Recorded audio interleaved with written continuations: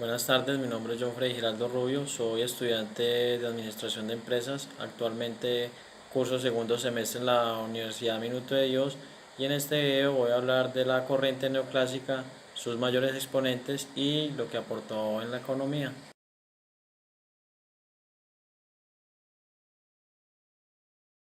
Esta corriente neoclásica tuvo desarrollo en el último tercio del siglo XIX. La economía vivió un nuevo salto tecnológico y productivo, conocida como la Segunda Revolución Industrial, dicho por algunos historiadores.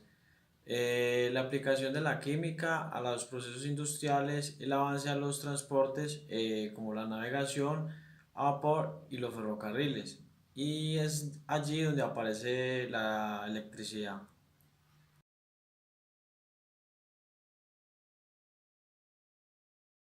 La economía neoclásica tiene dos momentos. La primera generación se desarrolla simultáneamente en Gran Bretaña, Austria, Suiza y en la segunda década del siglo XIX. Sus principales protagonistas fueron William Jevons, Karl Menger y Leon Walras. Jevons dice que las leyes de la economía pueden ser reducidas a unos cuantos principios en términos matemáticos que deben derivarse de los grandes resortes en la acción humana.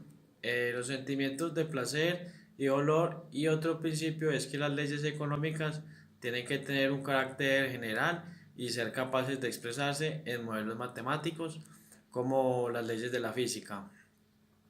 Evans afirma que el valor depende por entero de la utilidad.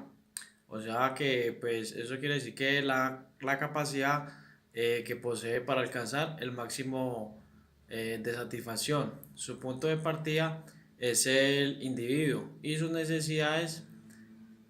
Podemos decir que el neoclasicismo se apoya en una filosofía hedonista que define el ser humano como una máquina de placer y cuyo fin es llevar ese placer al máximo. Karl Menger fue fundador de la denominada escuela austriaca dentro del pensamiento neoclásico. Menger sitúa el individuo en el centro de su método. El punto de vista atómico, así como entender la naturaleza que requiere su conocer una unidad primaria, o sea, el átomo. Entre las conductas económicas de una sociedad que requiere llegar a su elemento básico, o sea, el individuo. La economía es definida como la ciencia de la escasez. Solo le van a interesar a los bienes escasos. Menger utiliza el valor subjetivo para explicar el intercambio de mercado. O sea que uno puede desprenderse de algo que le ocasiona menor placer a cambio de otra que le da mayor placer. El intercambio es una actividad útil y los que participan obtienen más utilidades. También tenemos a Walras.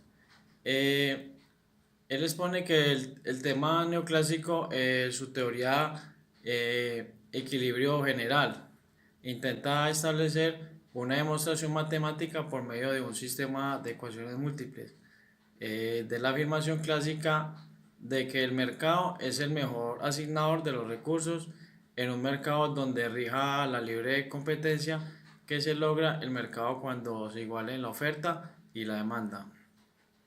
En la segunda generación tenemos a Alfred Marshall.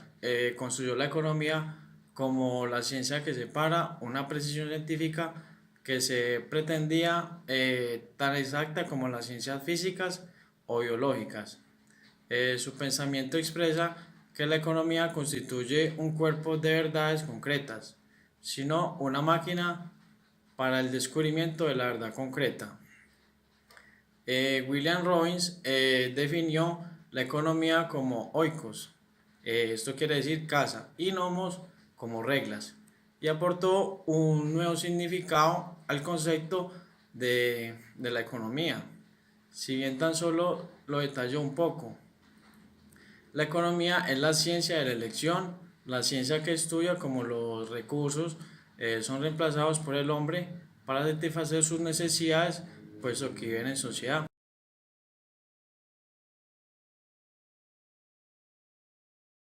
Esta corriente neoclásica fue de mucha importancia para la economía porque alrededor de 1870, luego de un periodo en el que el análisis clásico dominó la escena del pensamiento económico, comenzó a gestarse una nueva corriente que daría un nuevo y fuerte impulso al análisis en la economía neoclásica, que modificó profundamente a la ciencia económica.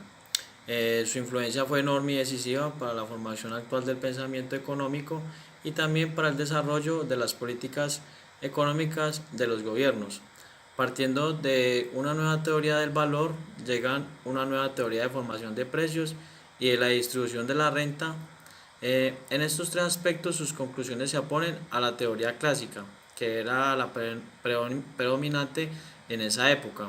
Con respecto a la teoría del valor, los economistas clásicos consideraron como fuente del valor el costo de producción. Los neoclásicos tuvieron en cuenta que el valor de un bien depende de la utilidad que brinda el bien en cuestión a las personas y de la escasez del bien en cuestión.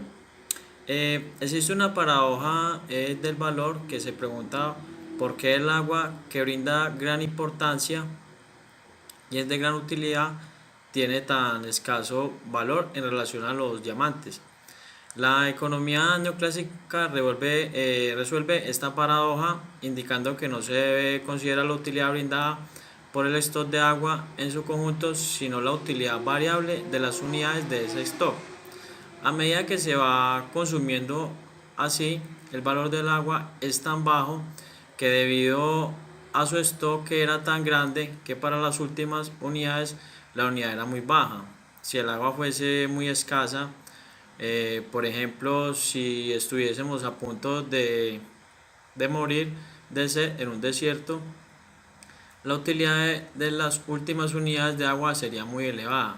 En este caso su valor va a ser probablemente más elevado que el valor de los diamantes.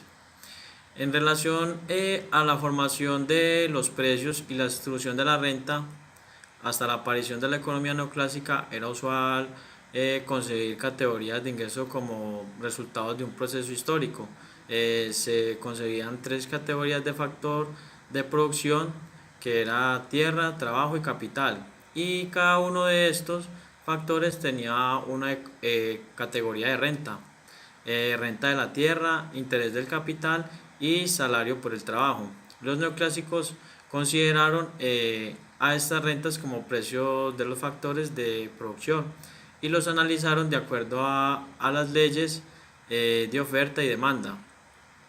Es decir, que se dejan de ser elementos institucionales vinculados a un régimen jurídico y particular, porque en esos precios son el resultado de la interacción entre la oferta y la demanda, lo que implica que no dependen del régimen económico. Como la economía neoclásica cobró impulso, una forma de investigación muy utilizada hasta nuestros tiempos, que consiste en la utilización de supuestos y la construcción de modelos, que son simplificaciones abstractas de la realidad. Los neoclásicos estudiaron el comportamiento de las personas bajo situaciones perfectamente caracterizadas, como la competencia perfecta o el monopolio. Estos economistas no ignoraban que estas situaciones eran hipotéticas. Consideraron pues también que para estudiar fenómenos complejos era necesario partir de situaciones simples que les permitían aislar y estudiar ciertos fenómenos en forma individual, para luego ir analizando situaciones más complejas y cercanas a la realidad.